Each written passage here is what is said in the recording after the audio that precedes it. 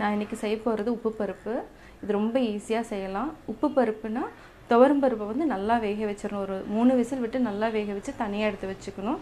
அதுக்கப்புறம் நல்லெண்ணெயோ ரீஃபைண்ட் ஆயிலோ 2 எது வேணாலும் நம்ம ஊற்றி சீரகம் மிளகு போட்டு பூண்டு போட்டு தாளித்து செய்கிறது. வாங்க எப்படி செய்கிறதுன்னு இந்த வீடியோவில் சொல்கிறேன், பார்க்கலாம். இது வந்து நான் துவரம் பருப்பு எடுத்து ஒரு 100 கிராம்ஸ் எடுத்திருக்கேன். இதை வந்து நல்லா வேக வச்சு இப்போ தனியாக எடுத்து வச்சுருக்கேன். தாளிக்கிறதுக்கு வந்து ஆயில், தேவையான அளவு உப்பு, இது வந்து பெருங்காயம், கடலைப்பருப்பு கொஞ்சமாக, அதே மாதிரி சீரகம் மிளகு கொஞ்சமாக எடுத்துருக்கேன். மிளகு வந்து கொஞ்சமாக தான் எடுத்திருக்கேன். சீரகம் 1/2 டேபிள் ஸ்பூன் எடுத்திருக்கேன். சின்ன வெங்காயம் வந்து ஒரு கப், சின்ன கப் எடுத்திருக்கேன். ஒரு 10 வெங்காயத்தை குட்டி குட்டியாக கட் பண்ணி வச்சுருக்கேன். பச்சை மிளகாய் 2, வரமிளகாய் 1, பூண்டு 2 பூண்டை சின்னதாக நான் கட் பண்ணி வச்சுருக்கேன். தாளிக்கிறதுக்கு கடுகு. இப்போ எப்படி செய்கிறதுன்னு பார்க்கலாம்.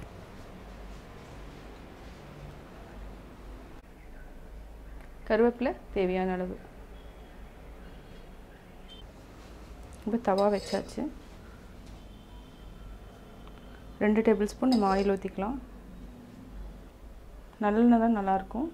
இதுக்கு ஆயில் வந்து காஞ்சதுக்கப்புறம் ஃபஸ்ட்டு கடுகு போட்டுக்கலாம்.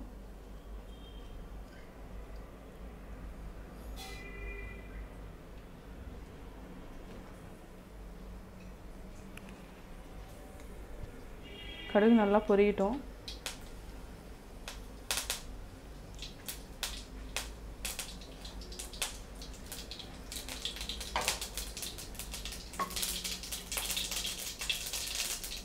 கருவேப்பிலை போடலாம். பெருங்காயம், பூண்டு சிம்மில் வச்சுக்கலாம். நம்ம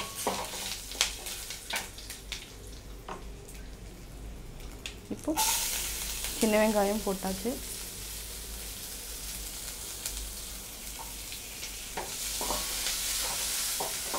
நல்லா மிக்ஸ் பண்ணி விட்டுக்கோங்க.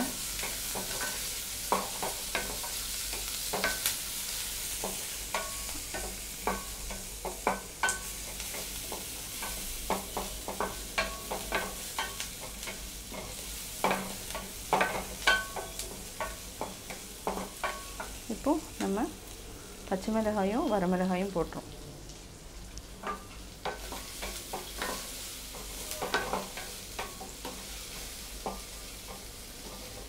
இதை நல்லா வதக்கிட்டு அதுக்கப்புறம் நம்ம பருப்பு எடுத்து ஊற்றிக்கலாம். தேவையான அளவு நம்ம சால்ட்டும் போட்டுக்கலாம்.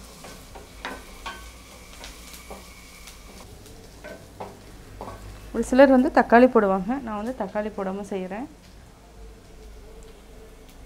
இப்போ நம்ம போதும், இந்த அளவுக்கு பருப்பு எடுத்து ஊற்றிடலாம்.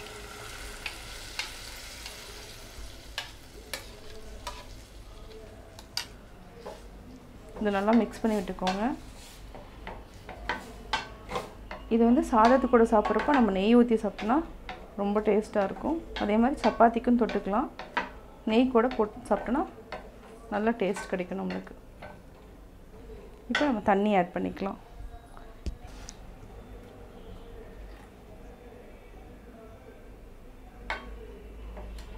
தண்ணி ஆட் பண்ணியாச்சு. இப்போது சால்ட் ஆட் பண்ணிவிட்டு ஒரு 5 மினிட்ஸ் வந்து நல்லா கொதி வந்ததுக்கப்புறம் நம்ம ஆஃப் பண்ணிடலாம். இது வந்து ரொம்ப நீங்கள் ஈஸியாக செய்யலாம். எங்கேயாச்சும் வெளியூர் போயிட்டு வந்துட்டு உங்களால் செய்ய முடியலனாவே பருப்பை வேக வச்சுட்டு சின்ன வெங்காயம் இருந்தாவே போதும், ஈஸியாக பண்ணிக்கலாம்.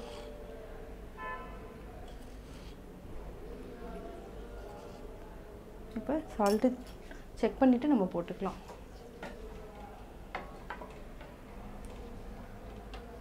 இப்போ ஹை ஃப்ளேம் வச்சுக்கோங்க, கொஞ்சம் கொதிக்கட்டும். இது வந்து குழந்தைகளுக்கு வந்து ஃபஸ்ட்டு நீங்கள் சாதம் ஊட்டி பழகிறப்போ, அதாவது 3 இயர்ஸ் அந்த மாதிரி ஸ்டார்ட் பண்ணுறப்போ, நீங்கள் நல்லா சாதம் பருப்புலாம் இது பண்ணுறப்போ இந்த மாதிரி பருப்பு பண்ணிவிட்டு நெய் வந்து நல்லா மிக்ஸ் பண்ணிக்கோங்க. இந்த பச்சை மிளகாய் எல்லாத்தையும் ஒதுக்கிட்டு இந்த பருப்பை மட்டும் தனியாக எடுத்துக்கோங்க. நெய் ஊற்றி நல்லா பசைஞ்சு கொடுத்தா குழந்தைகளுக்கு வந்து நல்லா இது புரத சத்து நிறையா இருக்குது பருப்பில். அதனால் வந்து வளர்கிற குழந்தைகளுக்கு வந்து நம்ம இந்த துவரம் பருப்பு, பச்சை பயிறு இதெல்லாமே கொடுத்தா ரொம்ப நல்லது. இப்போ நம்ம ஒரு 5 மினிட்ஸ் வந்து விட்டுடலாம். நல்லா கொதிக்கட்டும்.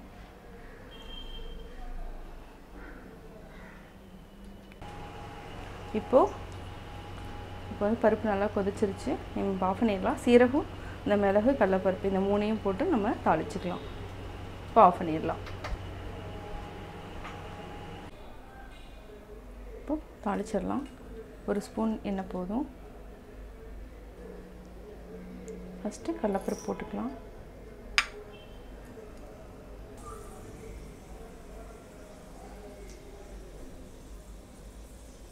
அடுத்து நம்ம சீரகம் கொஞ்சம் மிளகும் போட்டுக்கலாம். இப்போ கடலைப்பருப்பு நல்லா ப்ரௌன் ஆயிடுச்சு. ஆஃப் பண்ணிடுங்க.